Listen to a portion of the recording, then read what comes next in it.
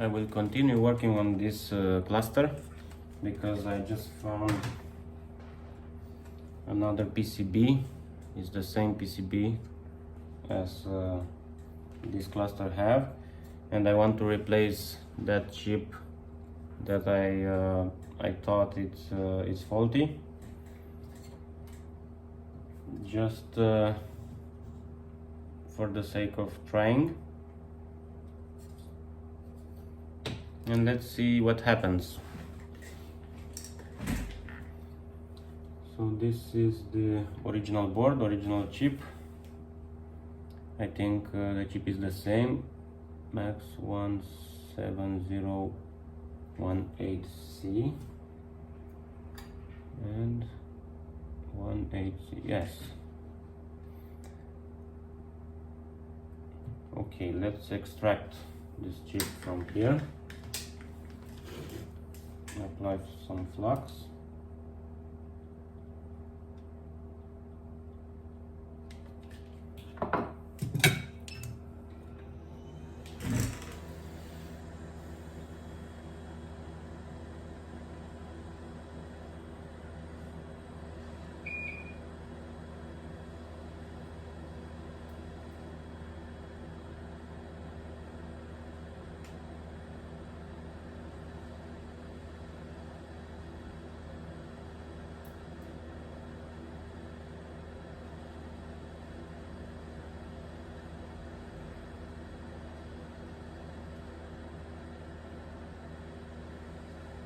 It's a thick board, so it's gonna take some time to desolder it.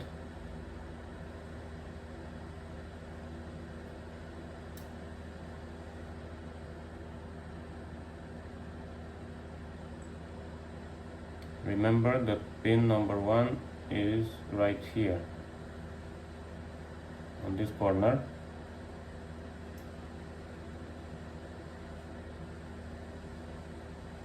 Oh,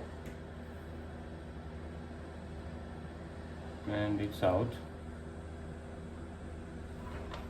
Let's switch the boards. I'm gonna do the same, apply flux.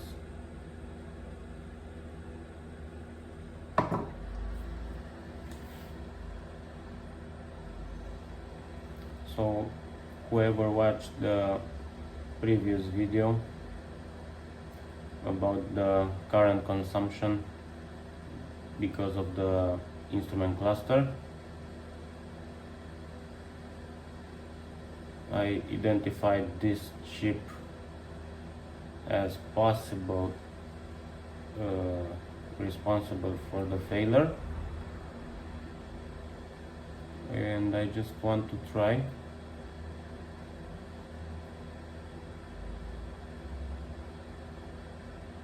If not, if the problem will be the same, I'm gonna order another cluster.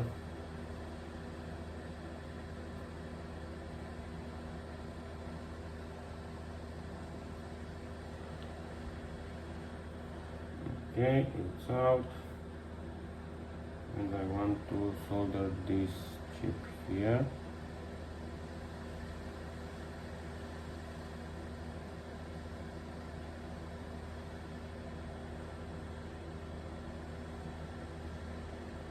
I'm pressing a little bit on it. Let's wait.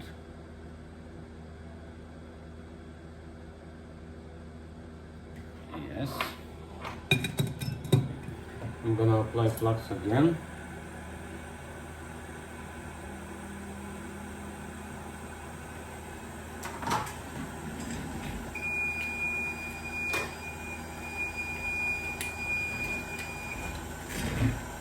I changed the tip of this soldering iron.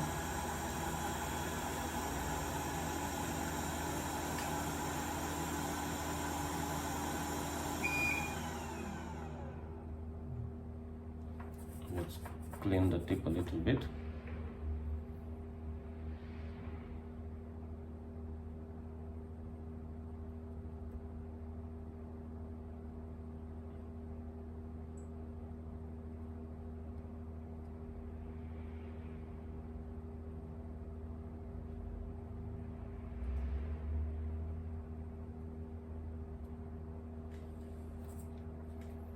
want just to be sure that every pin is well soldered.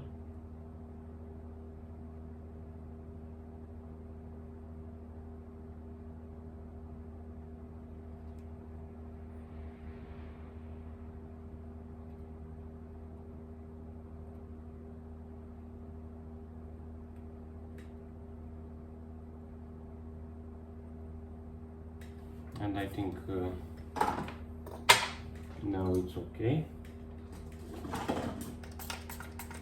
We can test by just plugging this little board from the cluster into the connector of the car, from the car.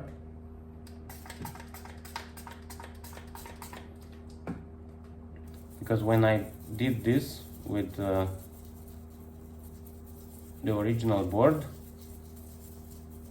even with ignition off, the fuel pump runs all the time when I plug this connector, this one. When I plug this connector with ignition off, the fuel pump starts working.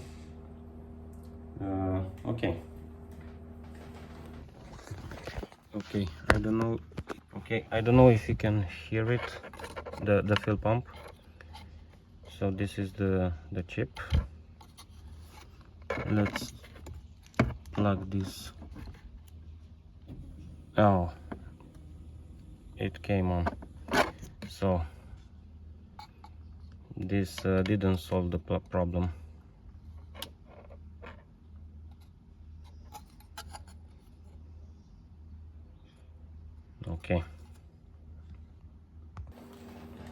Okay, you need to see this. This is the original board. No, this one is.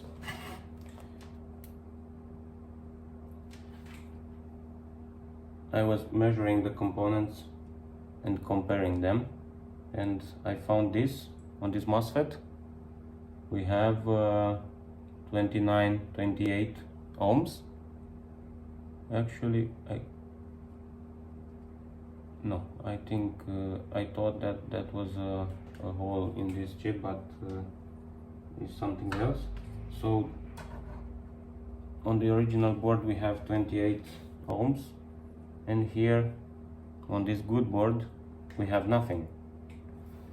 So that's the only problem I found on this board. And now I want to take it out and measure again, because if the reading is the same after I take out the chip, this means there is something else broken on the board.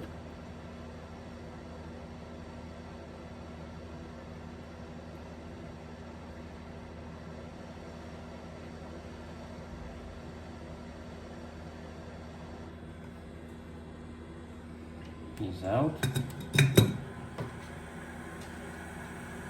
I'm not waiting for the board to cool down, and we have a value that is raising, but let's help the board to cool a little bit.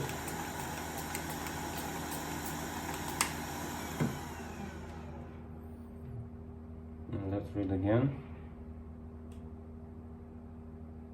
0.7 mega ohms.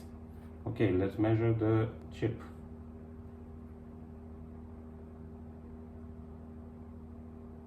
We have 29 ohms. Okay, so this must be the problem. Let's replace the chip from this good board. Maybe you will ask me, why don't you just replace the whole board?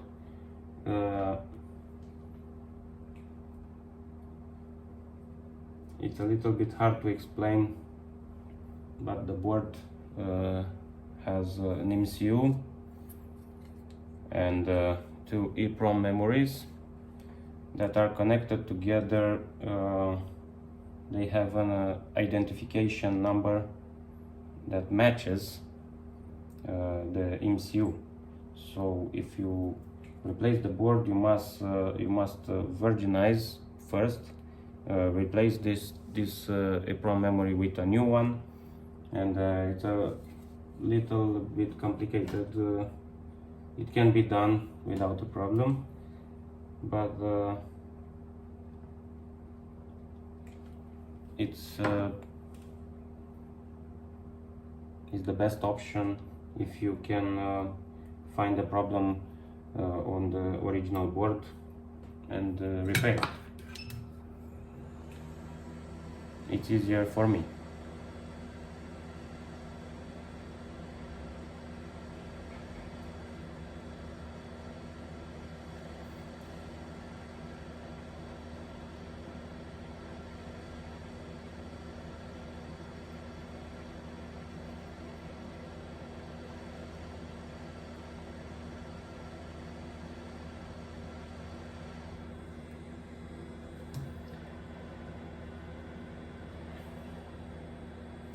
Okay, so I took the chip out, the good chip,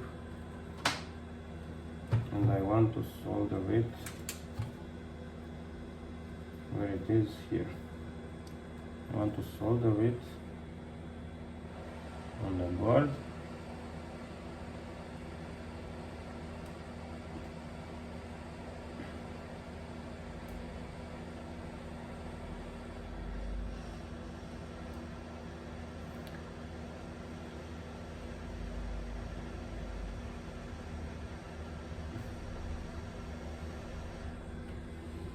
It looks okay. Now I'm gonna wait a little bit